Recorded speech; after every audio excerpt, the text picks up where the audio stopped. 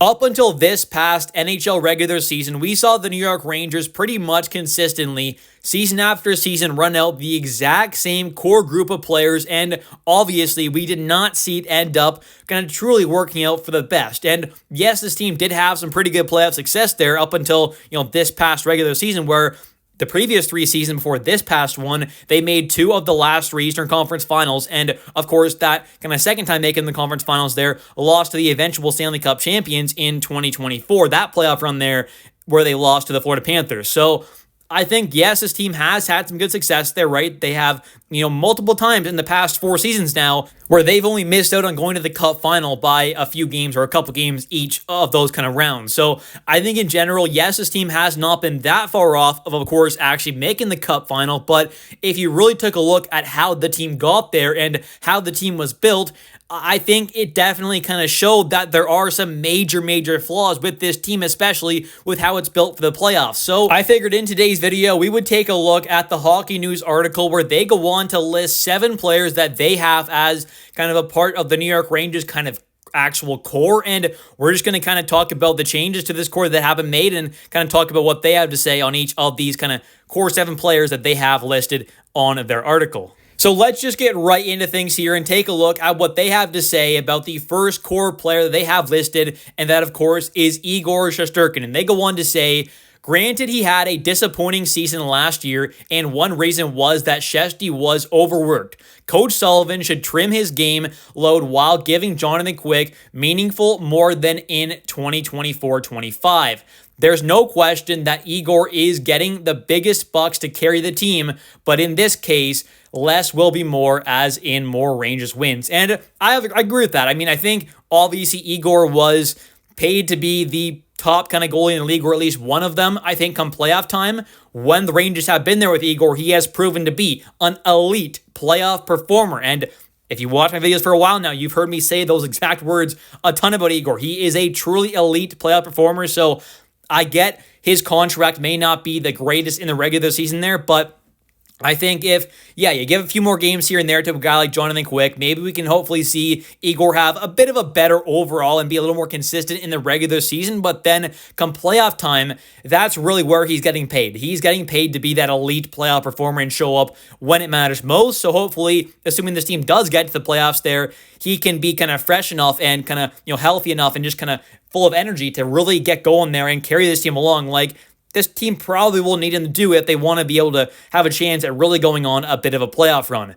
Next up here, though, they have listed as player number 2, and that is Adam Fox, where they go on to say, let's not kid around here. Fox is at the peak of his playing career. There is no physical reason why he shouldn't revert to Norris Trophy form. And if Vladislav Gavrikov is as useful as Chris Drury thinks he'll be, Adam will have a defense mate who will enable him to go on the attack as Fox did in his Norris year.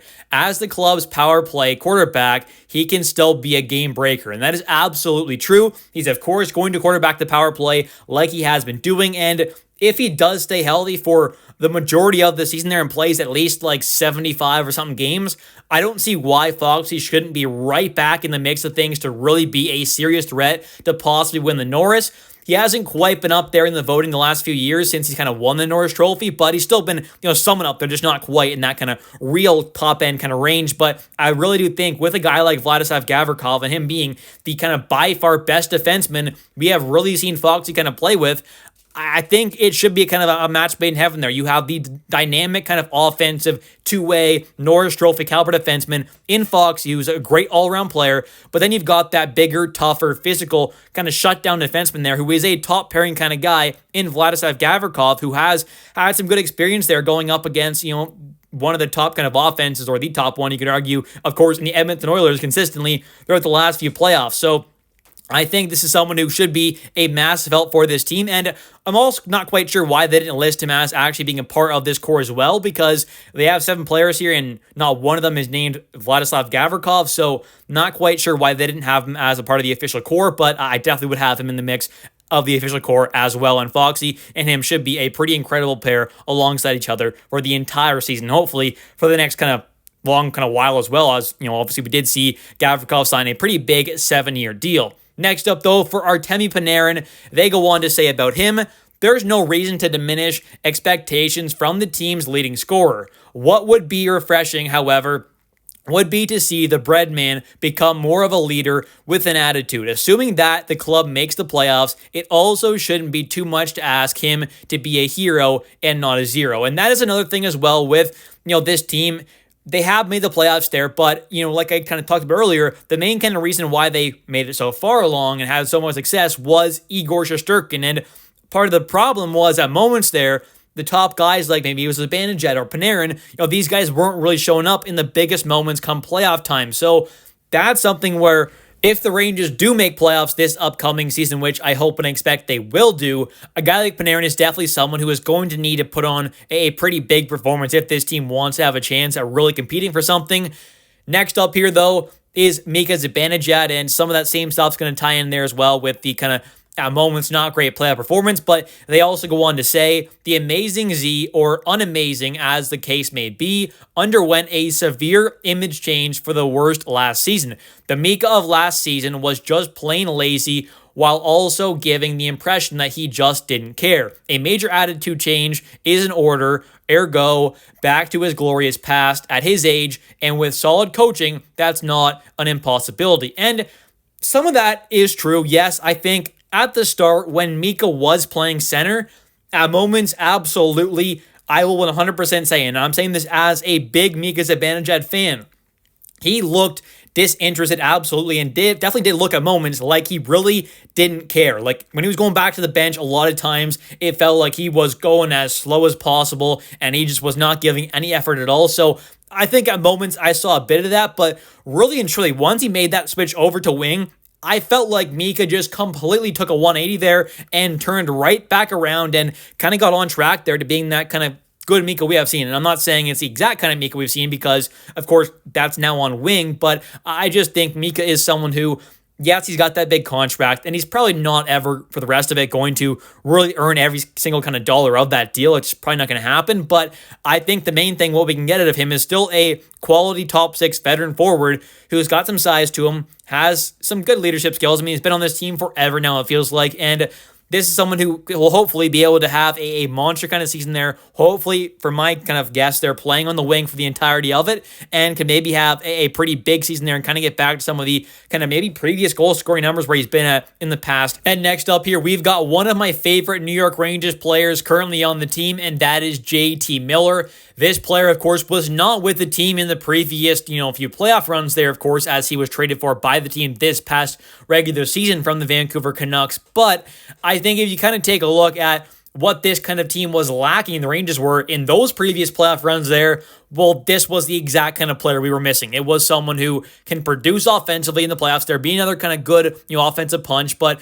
a great two-way center who can kill penalties, be good defensively, be great offensively, and bring a ton of physicality, energy, grit, toughness. He's going to try and piss the other team off there, get under their skin, just going to play with some energy, and just is such a great all-around playoff type player. I mean, his skill set, his play style is exactly what you want to have on your team come playoff time. So I think JT Miller was such an incredible pickup, and I think going forward, he should only be an even bigger part of this team as we get, hopefully towards playoffs this upcoming season there, where maybe he can have a pretty monster playoff run with this team and be a serious kind of reason why this team is possibly able to go on once again another long run. And next up here, we've got Vincent Trocheck, where they go on to say about Vinny, all hands agree that Vinny has the ability and disposition to be club captain, but if he does get to see, a vast improvement will be in order. Or to put it another way, we shouldn't have to hear fans yelling two little words Trocheck's way,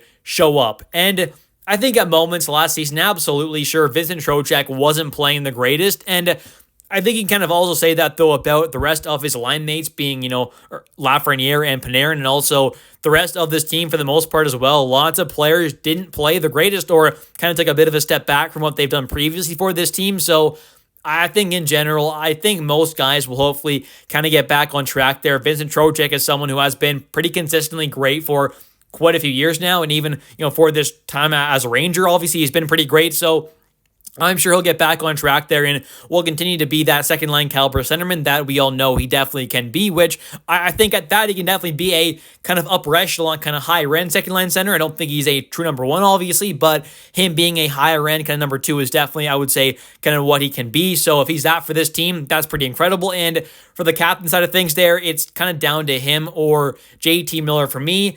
My kind of top three captain candidates are Foxy, Trocheck, and Miller. But if I had to rank kind of my favorites, I would go JT, Trocheck, then Foxy. So, you can let me know your thoughts in the comment section down below on that. But those are kind of my thoughts for the captain side of things there for the Rangers, which I am hopeful they will name one at some point throughout the rest of this offseason before this upcoming regular season. And they then go on to say about Will Coley how they think he can be the pretty much kind of perfect replacement for someone like Chris Kreider. Obviously, Coley has that incredible all-around game where he's a pretty good offensive player, a pretty great defensive player, can also help kill penalties. He's a very physical, tough player, is good around the net there, great and kind of loves, it seems like, kind of battling in the corners there, being a physical player. So I just think in general, he is a great player to have on your team. And with someone like Chris Kreider, who, for many seasons was that kind of bigger body, kind of guy to go around the net there on the power play and, be a bit of a PK guy as well, be a solid two-way winger, pretty good goal scorer, obviously, for quite a few seasons. So I think in general, with a guy like Kreider leaving, having someone like Will Coley, who, may not have the exact same kind of skill set, it has some similarities, of course. I mean, there are quite a few that I think, in their games are pretty similar, but I think for the most part there, someone like Will Coley and his kind of play style is a really kind of nice kind of player to have, just kind of to fill in that spot there of,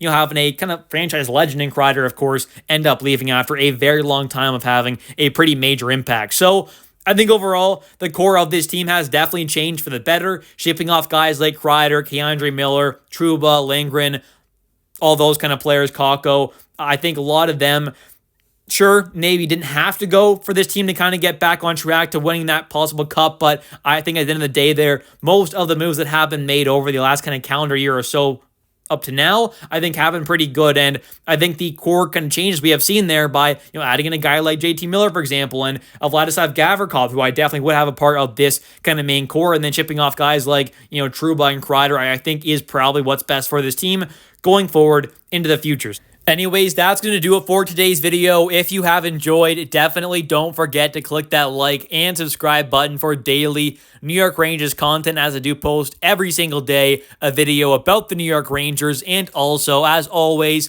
definitely don't forget to comment down below your thoughts on today's video and on this article here. What are your thoughts on their kind of core 7 players there and leaving off a guy like Vladislav Gavrikov, which I think was kind of wrong there. I think he's definitely a part of this core. And also, let me know your thoughts on the kind of changes to this core as well. Do you think they were good changes by shipping off guys like maybe a Philip Hedl and Jacob Trouba and a Chris Kreider and Keandre Miller for some guys like obviously JT Miller, and to have the cap space to go out there and get a guy like Vladislav Gavrikov? So let me know your thoughts in the comment section down below. I'll catch you next one, and let's go Rangers.